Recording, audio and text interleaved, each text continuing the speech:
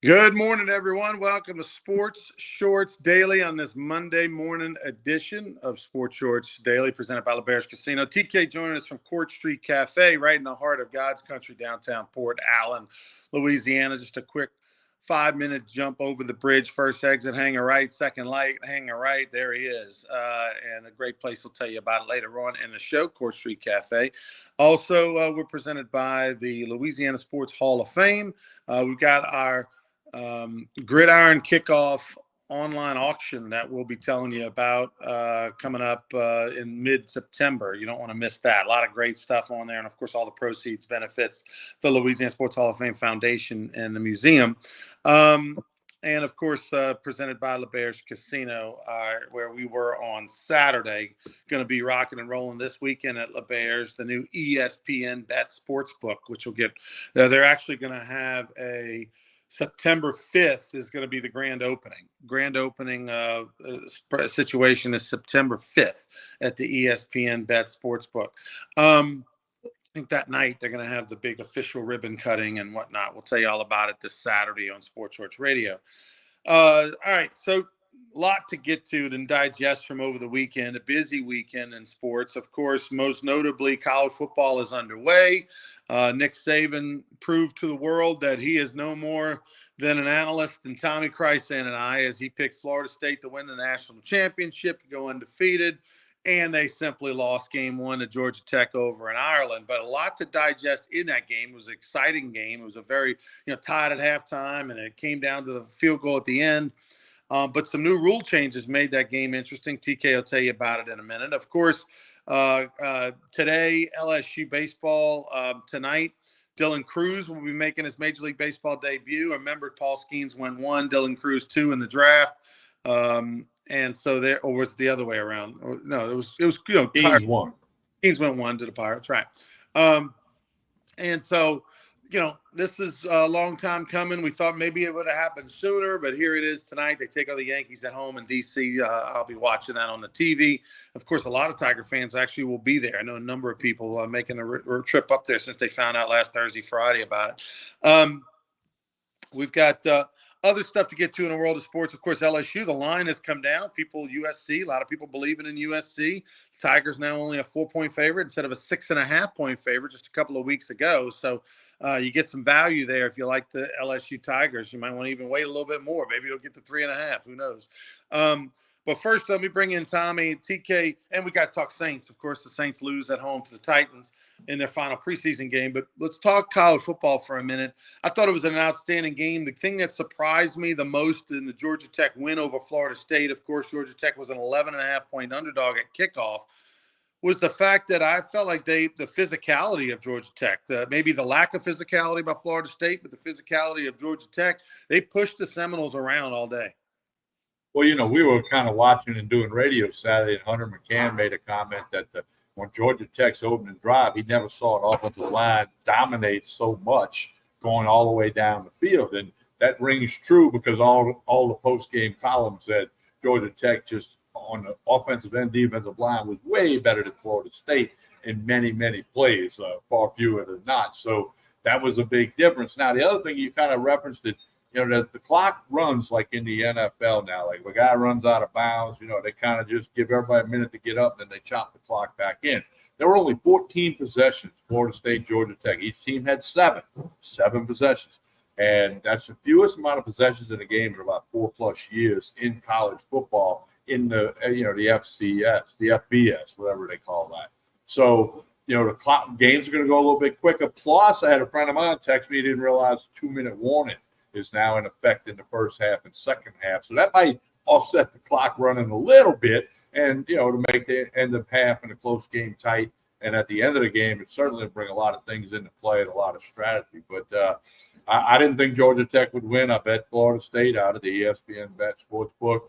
I'm kind of, that old saying, Ronnie, when you bet Florida State minus 10.5, if they can't cover, might as well get beat. So right. I had a little chuckle that, not only did they not cover, they got beat, and Seminole fans are all upset, obviously. And, they already talked like, did that ruin their playoff hopes?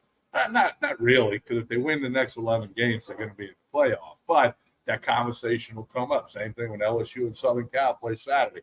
The loser, are they out of the playoff? All that stuff's going to come up. Now, Florida State plays Boston College next Monday night. It's a Monday night game. And they're a big favorite, but Boston College, I've been reading a lot of stuff about them. Bill O'Brien's the coach, and they got like 18 returning starters. They beat Florida State next week. Florida State will be out in the playoffs. But it was a fun weekend, a big comeback with that Montana State game. There was a wild scoring in the Hawaii game. But now it's full speed ahead, including Southeastern at Tulane Thursday night. You got Florida, Miami and Florida on Saturday, Georgia and Clemson on Saturday. College football is here.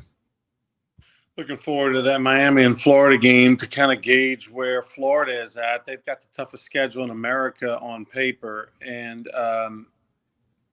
two proud programs, two giant names, two programs that we're used to thinking, can they win the national championship? Instead, can Florida have a winning season and Billy Napier keep his job? That's where we're at. Nobody expects Billy Napier to be back next year as the coach of Florida because of their brutal schedule. I think the over-under in Vegas for Florida was like 4.5 or 5.5.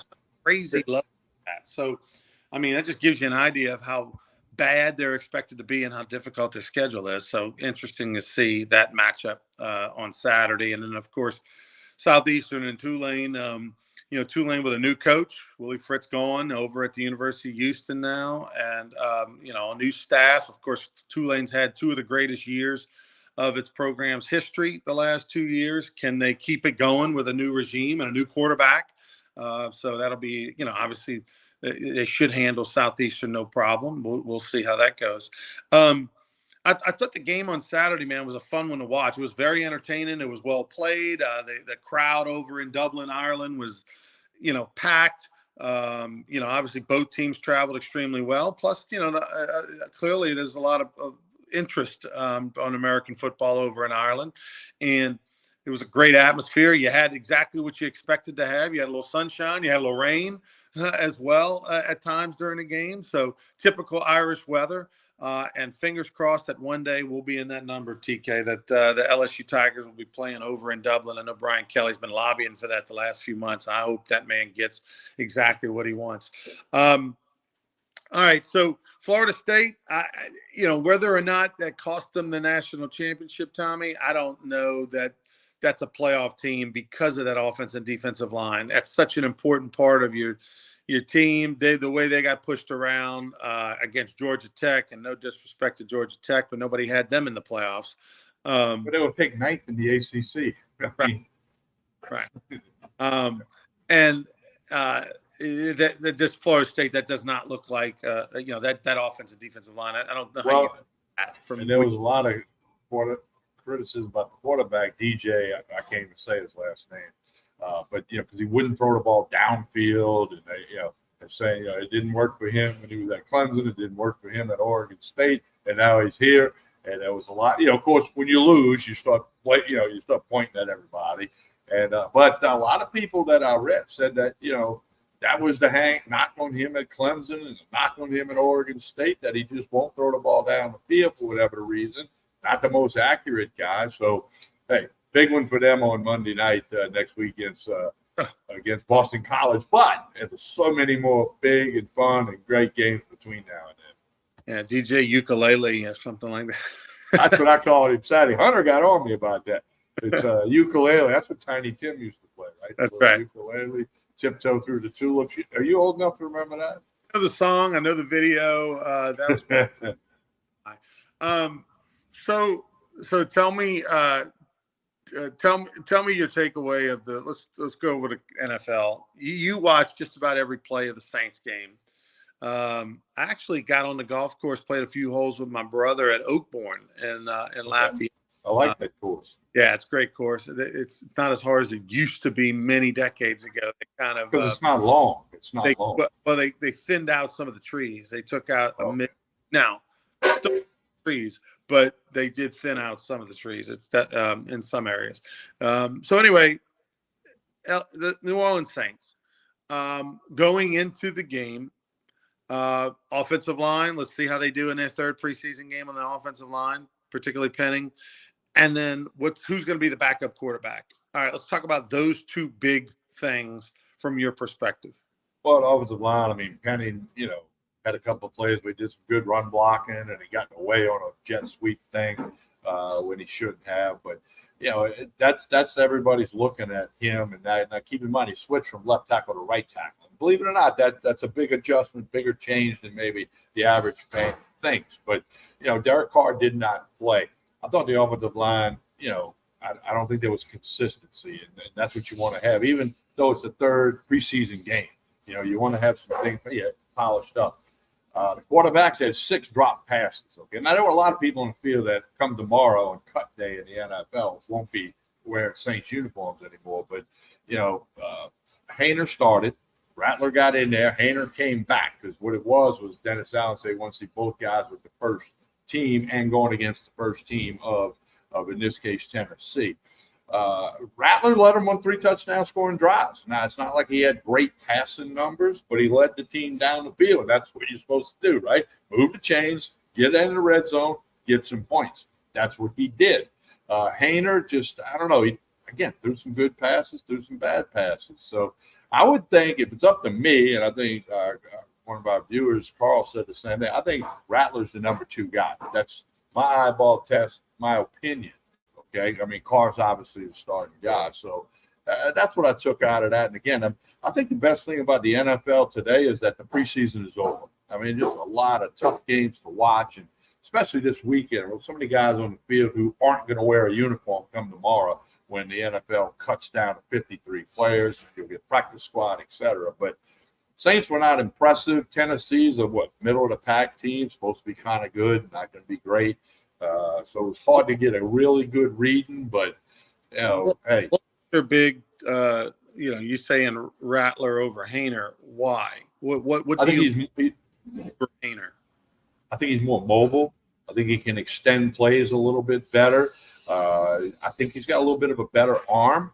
And again, he's just that eyeball test. He's got that leadership. He's like getting them in the huddle, and he's getting them up to the line, and he just looks a little more polished. Not guaranteed. Granted, he played at Oklahoma, then he played at South Carolina, and Haener's experience is not the same.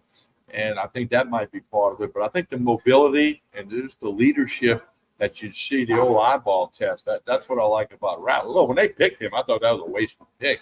And again, as I said, preseason game 1, he kind of got my attention. Preseason game 2, he didn't do so well. But then I thought he looked okay considering. And I think he's the number 2 guy. But clearly that's up to the Saints coaching staff. Well, the fans, of course, want Rattler. He's a name. He's a known name. This was a guy who was a top 5 quarterback in the country out of high school. And of course, as we've talked about it, how he had the documentary he was on in high school. So people have known about him. People feel like they know him. They know his story, his troubles on and off the field, and going back to his days in Arizona in high school. So, he's a guy that is familiar.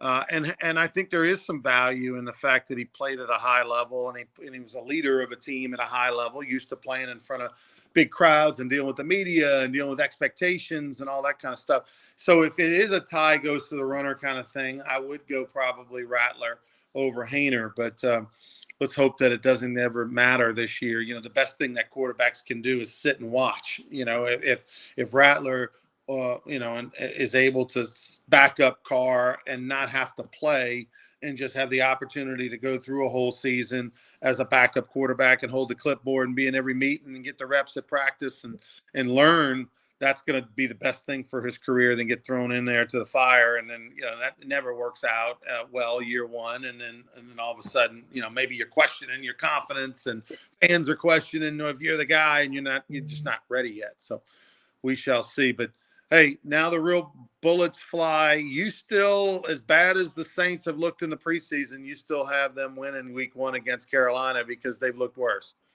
Yeah, and Saints are actually a 4-point favorite on that as we speak today. And again, it's 2 weeks from yesterday. 2 weeks. But then the Saints have 4. They're going to lose the next 4, I think. I mean, it's a really tough schedule, including 3 road trips out of that next 4. And so everybody will get fired up because they're going to be 1-0. They're going to beat the Panthers, who are really bad. And then we'll see what happens in them next 4. And I would guess the Dome will be rocking a little bit for the opener against the Panthers. It'll be a noon game, and on that Sunday the 8th. So we'll see. And then, of course, cut down day tomorrow. I mean, I read Sean Fazan, who works for the Channel 8 in New Orleans. He had his projected 53-man roster. I looked at it this morning. He had him keeping all quarterbacks. Because social media last night was saying, go ahead and cut Hayner, but he had them keeping all three. So, Saints fans, and then, whatever's your favorite team, they got to be down to 53 players by late tomorrow afternoon or evening, something like 4 or 5 o'clock, somewhere up in there. They got to be down. And yes, as always, every year there's going to be some big names cut. They've already had some teams already made some cuts, but we'll see how that goes. If he decides to keep all three, then that means that they can't figure that. One, to me, that tells me that they're not real sure of who two is, right? They feel like it's so close. And then they also tell me that there's no thought to using Taysom Hill at quarterback as your three, which is what I would do. This team is not in a situation, or the Saints, to where they can have the luxury of giving up a position quarterback if you don't really need it. And the fact that you don't have confidence in Taysom Hill to be your third quarterback. I mean, if you get to the point where, Derek Carr and Rattler or Hayner, whoever your backup is knocked out and you got to finish a game, I'm totally comfortable with Taysom Hill playing quarterback in that emergency type situation. I think risk reward. I think it's worth it to have another position player, another defensive lineman, another offensive lineman to help you, versus have a guy who's never going to play other than a catastrophe situation, which then you could just simply get by with Taysom Hill, who's more than capable of finishing a game or winning a game for you, and as the third quarterback if he's only playing a quarter or something like that. Great point. I agree with you completely. Yeah, so I don't know. It's kind of just, look, Sean Payton was a guy who loved Taysom Hill. He was the guy that lobbied for him, that made his career, quite frankly. He's not there anymore, and this is now the second year that he's not there, right? Or I guess the third year that he's not there. Second, I don't know. I'm losing my trend here, and it seems as if the Taysom Hill doing both thing is that was more of a Sean Payton thing. The further we get away from Sean, the less Taysom Hill. Bro, that guy, if he's on your roster, use him. Good things happen. We've seen the statistics. The more he touches the ball, the more the Saints win. That guy is the Swiss Army knife is real. Whether you think it's quirky or funky or whatever, it doesn't matter. Good things happen when the clock is running and he's got the football in his hand. I agree again, 100% with you. The stats prove that out. So we'll see how that goes going forward. All right, we'll talk plenty about the NFL. We got 2 weeks to do so, make our predictions on not only what the Saints will do, but who do we think is going to be in the big dance in the Super Bowl this year. Looking forward to seeing Kirk Cousins in Atlanta. Looking forward to seeing Aaron Rodgers back with the Jets. Remember, we thought they were going to be the story last year, and he gets hurt game one. And then Kirk Cousins is expected to be the best quarterback in our division, which he should be if he's healthy. He looks ready to go. Did you see the video of him with the helmet on the sidelines, coaching up a teammate? Like, he's chomping at the bit to get in there. I don't blame him. All right, what else we got? TK, we got baseball. Dylan Cruz tonight. I know you'll be watching. Dylan Cruz makes his debut 5:45 at home, National Park, against the Yankees. Pretty cool video out there, how he told his mom about getting the call up. That was pretty cool, pretty exciting. Aaron Judge continues to hit home runs in MLB, but I guess the big story is Dylan Cruz being called up, another LSU Tiger into the major leagues, and we'll see how that goes for Dylan Cruz. Also, Little League World Series yesterday. I watched the last couple of innings. Lake Mary, Florida, 6th straight year that the United States has won the international championship. Now they have a U.S. championship and an international champion, Chinese Taipei. 1-0 on a bunt going wrong. I mean, that third baseman was in on the grass, and because they got the international tiebreaker rule like the Rougarou do, where you put the guy on second in extra innings. Well, the batter lays down a perfect bunt towards first base. You saw it. Pitcher picks it up. No second baseman. They throws it in the right field. Lake Mary wins 2-1. But I think more important, after the game, I mean, obviously Chinese Taipei to lose a game like that you were winning 1-0 going to the sixth inning, which was the final inning of the scheduled game. And the sportsmanship showed by Lake Mary and, hugging all them kids from Chinese Taipei who obviously were in shock and, a tough way to lose a world championship. I thought that was notable, but, everybody loves watching that Little League World Series, and it was nothing short of great and phenomenal, exciting this year. So tip of the hat to Lake Mary, Florida, for getting it done. And I guess a lot of people around here kind of all got into it when East Bank down there in Kenner won the whole thing a couple of years back. Yeah, about 5 or 6. Yeah. So and then of course, AP baseball is now in Little League and has had some really good teams and still has some really good teams that have advanced to regional play and whatnot. So, it's that time of the year in August when you get to watch all that Little League stuff. But as I mentioned, Dylan Cruz in the bigs tonight. And how about Danny Jansen? He's going to play today for the Boston Red Sox in a resumed game against the Blue Jays. When he was on the Blue Jays a month ago when this got suspended, he was at the plate with an 0-1 count. And so now there's going to be a pinch hitter for him, and then he's going to catch the pinch hitter for him. So that'll be a box score to save because it'll be the same guy will be on both teams with the same box score. But it won't be, Tommy. Well, it'll be a box score, but it won't be the same at bat. That's what I was kind of hoping for. I was wondering what the count was, but because it's 0-1, when they pinch hit for him, the other guy will be listed as. But he'll still be shown as a pinch hitter. I think he'll still be shown as a pinch hitter. I'll have to check that out. There's a double header. Yeah, I think the rule. I mean, again, this isn't my. No, I think what you're going at is the pitcher gets credit for who. Yeah, I think he's going to be listed on both box scores. I'll print it up tonight and see what happens. But it's never happened before in Major League Baseball. Pitching, if you're the pitcher and you throw a strike or a ball and it's 1-0 or 0-1, and then they pull you, then the guy who comes in gets credit for that at bat. I mean, for facing the batter. The result of the bat. Result gets credit to him. It's after like 3 pitches, I think, is maybe the number. But as a hitter, if you get pinch hit for in the middle of an at bat, which you can't do, can you? Yeah, because you could have an injury. I mean, it doesn't happen a lot, but you could have an injury. Yeah, you can get pinch hit for a minute. So then, like, who gets credit for the at bat? If the guy gets the hit, well, I guess it'd be who. I think it would be the guy who got the hit, or the guy who struck out or grounded out or whatever it might be. But anyway, that's cool. But hey, of course, the tension around here will be Dylan Cruz. I looked to see if the lineup was posted yet. It wasn't. It's a 5:45 game, so probably 2-3 o'clock that lineup will get posted. Be interested to see where. Yeah, I think he'll play center field. I don't know where he'll be in the batting order. I don't know that much about the Nationals team. I know they're not a playoff team. The Yankees, have been doing well, and they got Aaron Judge and the rest of the gang. So that'll be interested there as well. So how about Keegan Bradley winning the BMW Championship by 1 shot? Sam Burns, your favorite golfer, second, tied for second, and a lot of money. There'll be 30 golfers in Atlanta this week, but the winner gets $25 million. That's not a bad week for work if you could get it. And then Ronnie Mondo Duplantis for the 10th time broke the pole vault record, and I had to look this up. I knew it wasn't much, but by a centimeter, which is less than a half an inch for those of you that don't know centimeters. Closer, Tommy. Put your fingers here. Basically, your fingers are touching, and they just barely. Yeah. Slide a piece of paper in there.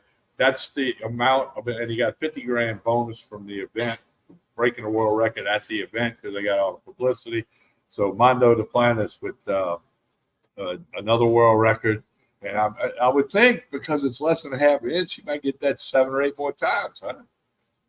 That his brother explained that's why he does it that way and doesn't just go for 21 feet or something and try to break it. It's because every time you break the world record, it triggers a bunch of bonuses, not only from the event, but from your sponsors as well.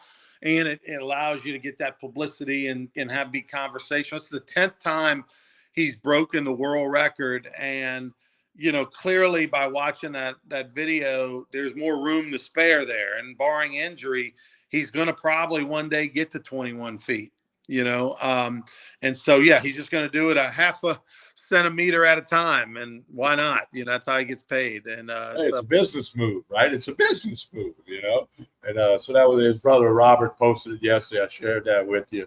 I didn't even know he was jumping, and my friend Robert, his uncle, shared it, and then I saw it and all that good stuff. So, Ronnie, it's a busy week as we roll through the end of August here. I know you'll be out in Vegas. Hunter McCann will be out there with the WBRZ crew. We'll have Sports Shorts Radio live from Vegas this Saturday. I'll do the phone thing from somewhere in Baton Rouge. And, it's a busy week. A lot of things happening. Yeah, looking forward to it. We'll be a lot of folks getting out there on Wednesday. We'll be getting out there on Thursday, and we'll be live at Mandalay Bay. And then I'll also be pinch hitting for Gordy on the Eagle 98.1 post-game show. I'll be with Charles Hanegraaff after the game on Sunday on Eagle 98.1. So we'll tell you all about it as the week unfolds. TK, get us out of here with a little Court Street Cafe talk. Hey, breakfast, lunch, dinner at Court Street Cafe. Jason and staff do a super job. Red beans and rice for lunch today. Closed next Monday, so we'll be out here next Tuesday for the Sports Shorts Daily. But you really got to check them out on Facebook and Instagram. They post lunch specials, dinner specials, everything. Drink specials at the bar that's right behind me. Court Street Cafe, 805 4th Street in Port Allen. If you haven't been here yet, you need to stop by. Breakfast, lunch, dinner. It's all really, really good. Again, Jason and the staff do a super job. Just a couple of minutes over the Mississippi River Bridge, and a great way to keep up. If you haven't done it yet, connect on Facebook and Instagram, and then come on out to Court Street Cafe in Port Allen. As we always tell you, please like and share this show. That helps everybody involved. We're back Wednesday. We'll be at Tremonti's Meat and Seafood Wednesday and Friday. Friday, Ronnie will be in Vegas. Got Jeff Palermo pinch hitting for him on the Friday show this week of Sports Shorts Daily. Like and share this show. I appreciate it very much. On behalf of all the good folks here at Court Street Cafe, I'm Tommy Christ saying have a great day, everyone.